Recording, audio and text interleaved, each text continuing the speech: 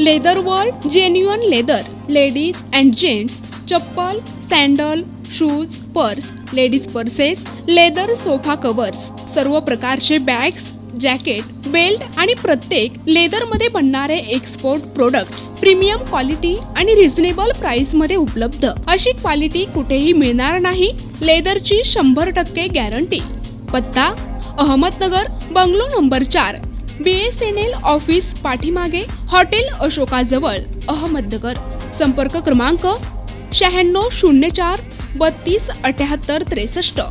Aurangabad Nisha Bafna plaza, Akashvani समोर, Raj cloth stores जवळ, Jalna road, Aurangabad.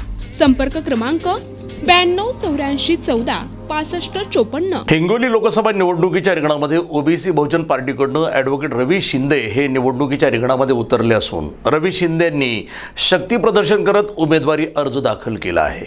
माझा जय ओबीसी, जय भीम, जय महाराष्ट्र, जय बिरसा, जय सेवालाल, जय भगवान बाबा.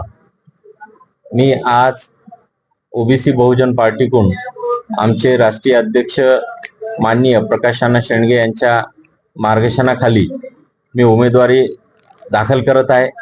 आणि हिंगोली लोकसभा मतदारसंघ हा ओबीसीचा आणि बहुजनांचा बालेकिल्ला आहे.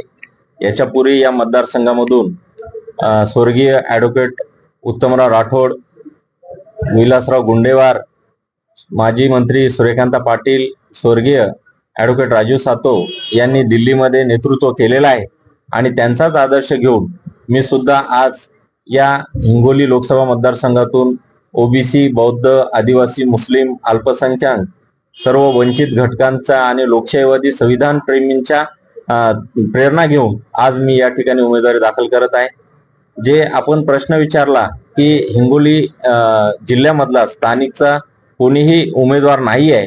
खरं तर सर्वच पक्षांना हे नांदेड जिल्ह्याचं जास्त प्रेम आहे आणि उमेदवार हे बाहेरून आयात करण्याची वेळ प्रत्येक पक्षावर आलेली आहे. आणि या हिंगोली जिल्ह्यामधल्या सर्व जे काही या ठिकाणचे पक्षाचे नेते असतील, माजी खासदार, माजी आमदार, स्थानिक आमदार, खासदार असतील, त्यांना मी विनंती करतो की हिंगोली जिल्ह्याचा विकास हा नांदेड जिल्ह्याच्या नेत्याने कधी होऊ दिला नाही. आमचं पाणी पळून नेले, आमचं बजेट पळून नेलं, आमच्या या ठिकाणच्या शेतकऱ्याचा विमा पळून नेण्याचं काम केलेलं आहे.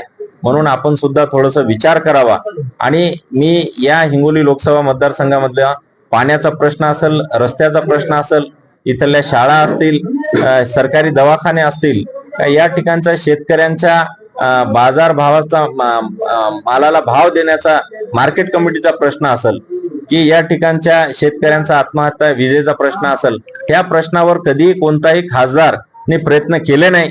एकमेव अशा खासदार या ठिकाणच्या मंत्री होत्या सूर्यकांतताई पाटील, त्यांनी विकासाचा या ठिकाणी बराच निधी आणला होता.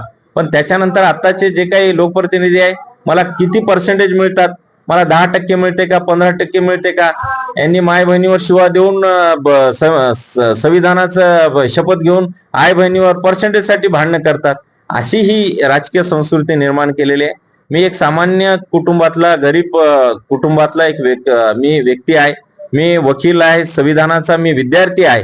आणि मला त्या जर संसदेमध्ये नवीन गेलो तर नक्कीच या मतदारसंघामधले सर्व प्रश्न, मग बेरोजगारी असेल, इथला शिक्षणाचा, आरोग्याचा प्रश्न असेल, शेतकऱ्यांचे प्रश्न असतील का, महिलांचे प्रश्न असतील, या ठिकाणचे विद्यार्थ्यांचे प्रश्न असतील, नक्कीच यांचा मी मार्गी लावण्यासाठी माझ्या शेवटच्या श्वासापर्यंत मी प्रयत्न करणार.